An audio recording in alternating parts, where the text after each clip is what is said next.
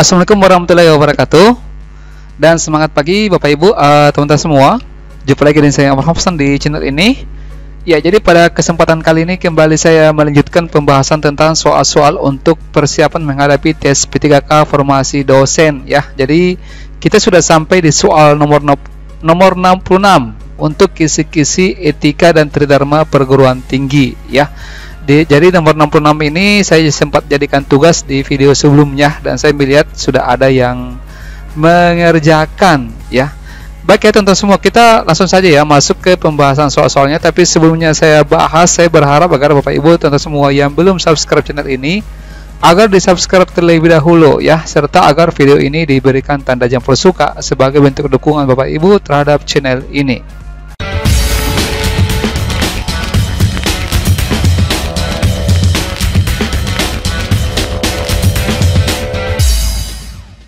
Ya, baik, kita bahas ya. Jadi nomor 66 ini teman-teman semua, itu jawabannya betul sekali. Jawabannya itu adalah E, yaitu 3 dan 5.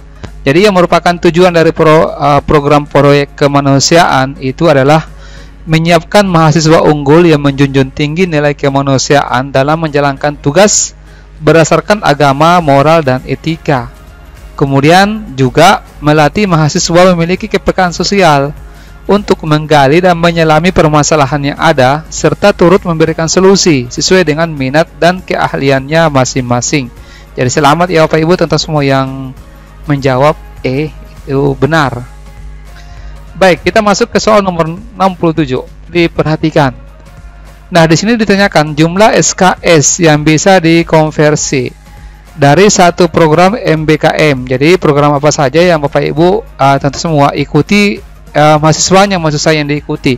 Apakah itu dalam bentuk magang, kemudian program guru mengajar ya, dan saya kira banyak, ada beberapa program dari MBKM ini. Nah, untuk satu program itu untuk setiap semester itu bisa dikonversi menjadi, jawabannya adalah berapa di sini? Itu 20 SKS ya, C jawabannya. Oke, 68 diperhatikan. Ekuivalensi kegiatan studi independen ya ke dalam mata kuliah. Jadi ini sama halnya dengan mengkonversi. Itu dihitung berdasarkan kita lihat ya, langsung jawabannya di sini. Ya, jawabannya di sini adalah A, yaitu kontribusi dan peran mahasiswa yang dibuktikan dalam aktivitas di bawah koordinasi dosen pembimbing. Ya, penjelasannya di sini kita lihat. Jadi tujuan dari program studi atau proyek independen antara lain, ya, yaitu yang pertama mewujudkan gagasan mahasiswa dalam mengembangkan produk inovatif yang menjadi gagasannya. Ya, yang kedua menyelenggarakan pendidikan berbasis riset dan pengembangan. Ya. Kemudian yang ketiga, tujuan dari studi atau proyek independen ini adalah meningkatkan prestasi mahasiswa dalam ajang nasional dan internasional. Nah, di sini tambahan penjelasan. Jadi studi atau proyek independen itu dapat menjadi pelengkap ya, atau pengganti mata kuliah yang harus diambil. Jadi studi atau proyek independen ini dapat menjadi pengganti atau pelengkap dari mata kuliah yang dijalani oleh mahasiswa. Bagaimana cara mengkonversinya? Jadi ekuivalensi kegiatan studi independen ini ke dalam mata kuliah itu dihitung berdasarkan kontribusi dan peran mahasiswa yang dibuktikan dalam aktivitas di bawah koordinasi dosen pembimbing. Jadi nantinya Bapak Ibu tentu semua pembimbing yang memastikan ya bahwa mahasiswanya ini betul-betul melakukan kegiatan dalam bentuk studi independen ini atau dalam bentuk proyek. Ya. Baik. Kita lanjut ke soal nomor 69 ya, diperhatikan. Peraturan ya yang menjelaskan tentang susunan organisasi. Jadi peraturan yang menjelaskan tentang susunan organisasi dan tata kelola dari Kemendikbudristek adalah jawabannya di sini langsung ya saya sampaikan. Jawabannya adalah E, yaitu Permendikbudristek nomor 28 tahun 2021. Ya. Nomor 70. Berikut ini merupakan susunan dari organisasi Direktorat Jenderal Pendidikan Tinggi, Riset dan Teknologi, kecuali ya, yang merupakan susunan struktur ya organisasi untuk Direktorat Jenderal Pendidikan Tinggi, Riset dan Teknologi, kecuali yang tidak termasuk. Ya. Ini tidak termasuk ya, yaitu C, Direktorat Kelembagaan dan Kerjasama Multilateral. Jadi yang masuk adalah Sekretariat Direktorat Jenderal Pendidikan Tinggi, Riset dan Teknologi, kemudian Direktorat Pembelajaran dan Kemahasiswaan, kemudian yang ketiga Direktorat Kelembagaan, ya, kemudian Direktorat Sumber Daya, serta Direktorat Riset, Teknologi dan Pengabdian kepada Masyarakat. Ada 5 ya. Baik, nomor 71 diperhatikan.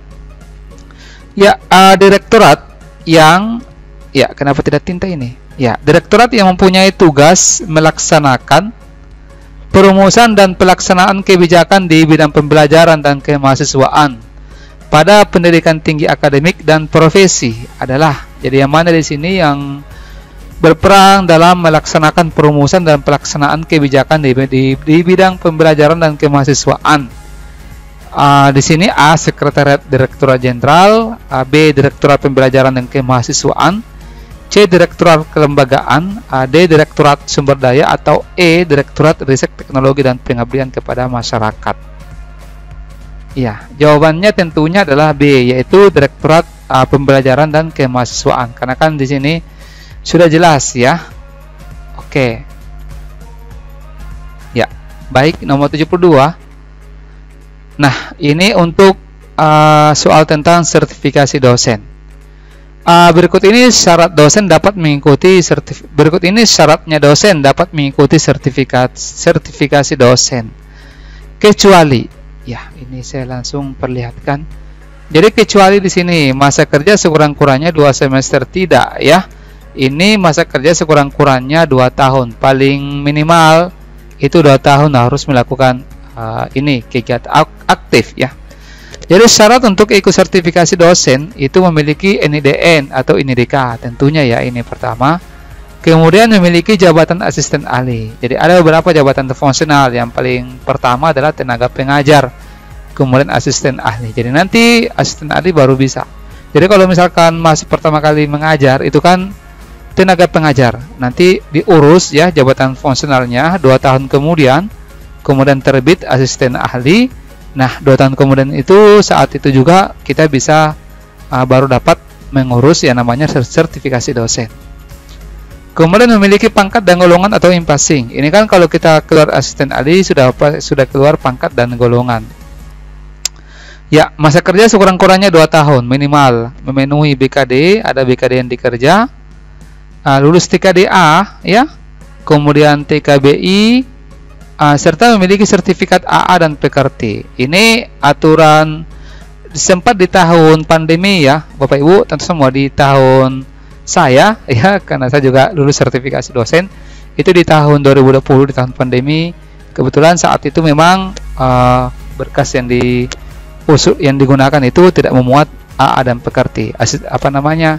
Apalagi kalau AA, saya lupa kepanjangannya. Jadi untuk di tahun 2021 itu mulai berlaku ya untuk syarat AA di sini dengan PKRT. Oke, next. Nomor 73. Ya. Tahapan pada prosertifikasi dosen di tahun 2021. Nah, ini yang saya sebutkan ya. Terdiri dari beberapa tahap. Ya, nah, ada 3 tahap. Oke. Jadi pada tahun 2021 sertifikasi dosen oleh Ditjendikti, Direktorat Jenderal Pendidikan Tinggi, itu diubah sistem dan prosedurnya. Masih secara online ya. Masih online ini dampak dari pandemi juga. Hanya saja lebih disempurnakan lagi dalam sistem yang saling terintegrasi. Perubahan ini juga mengubah tahapan pada sertifikasi dosen yang tadinya 5 tahap menjadi 3 tahap. Ya, ini yang terakhir di angkatan saya nih Bapak Ibu ya, teman-teman. Tahap yang pertama itu berisi proses penyusunan portofolio dosen melalui aplikasi Sister. Ya, ini betul. Tahap kedua, maksud saya, ini yang pertama memang dilakukan.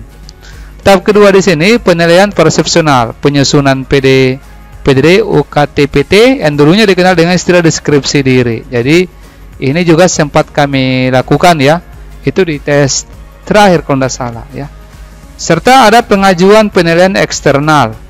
Tahap ketiga, penilaian terhadap PDD UKTPT oleh asesor, penentuan kelulusan dosen dalam mengikuti sertifikasi, dan penerbitan sertifikasi dosen yang dinyatakan lulus. Ya, jadi sebenarnya ini bukan diubah, cuma dirampingkan tahapannya ya, yang dulunya 5 tahap sekarang menjadi 3 tahap. Tetapi ada beberapa tahap memang yang digabung, yang disatukan. Ya. Nomor 74, diperhatikan. Berikut ini kegiatan dalam proses sertifikasi dosen. Ya. Jadi ada penilaian persepsional, penilaian terhadap PDD UKTPT oleh asesor, penentuan kelulusan dosen dalam mengikuti sertifikasi, penerbitan sertifikasi dosen untuk yang lulus, dan penyusunan PDD UKTPT. Yang masuk tahap kedua ini tadi ya, bisa dilihat ya jawabannya. Oke, kita munculkan lagi. Jadi yang masuk di sini untuk tahap kedua atau T2 yaitu adalah 1 dan 5, yaitu penilaian persepsional dari sini, deskripsi diri, serta penyusunan PD 1 dan 5 di sini. Dengan penyusunan PDD, bukan, yang ini maksud saya ya, maaf. 1 dan 5 ya, atau 1 dan 4 ini. 1 dan 5 ya maksud saya. Saya kenapa saya tidak fokus ya? 1 dan 5 yang ini. Oke, jawabannya D. Jadi yang masuk tahap kedua itu penilaian persepsional serta penyusunan. Ya ini nih, penyusunan PDD UKTPT. Ya maaf ya. Kita lanjut. Mungkin kurang aqua ini. Nomor 75 ya, diperhatikan. Universitas Negeri X memiliki otonomi penuh dalam mengelola keuangan dan sumber daya, yang termasuk dosen dan tendik. Maka status Universitas Negeri X tersebut adalah, ya apa jawabannya di sini? Yaitu perguruan tinggi negeri badan hukum. Ya. Jadi di sini saya sampaikan ya perbedaan PTN BLU dengan PTN badan hukum. Untuk PTN badan hukum, yaitu perguruan tinggi negeri badan hukum, merupakan level tertinggi ya, karena memiliki otonomi penuh dalam mengelola keuangan dan sumber daya, termasuk dosen dan tenaga pendidikan, termasuk gajinya ya. PTN jenis ini beroperasi mirip dengan perusahaan-perusahaan BUMN. Kemudian PTN BLU, Badan Layanan Umum, yaitu merupakan institusi dengan level kedua dalam hal otonomi. Pengelolaan institusi ini mirip dengan rumah sakit milik negara. Seluruh penerimaan non-pajak dikelola secara otonomi dan dilakukan pelaporan ke negara. Yang ketiga, PTN Satuan Kerja, yaitu seluruh pendapatannya termasuk SPP mahasiswa itu harus masuk ke rekening negara. Ya, Kementerian Keuangan terlebih dahulu sebelum digunakan. Jadi segala pembayarannya mahasiswa itu harus masuk dulu ke Kementerian Keuangan sebelum digunakan. Oke, nomor 76 ya. Berikut ini rujukan pengelolaan SDM pada perguruan tinggi negeri berbadan hukum ya. Seperti biasa Bapak Ibu, untuk soal ini saya berikan lagi ke Bapak Ibu tentu semua untuk mencari jawabannya ya. Nanti jawabannya boleh dikirimkan di kolom komentar yang ada di bawah video ini ya. Baik, saya kira sampai di sini untuk pembahasan kali ini. Nanti kita lanjutkan lagi di pembahasan video selanjutnya. Baik, saya kira sampai di sini. Terima kasih atas perhatiannya. Wassalamualaikum warahmatullahi wabarakatuh. Dan semangat pagi.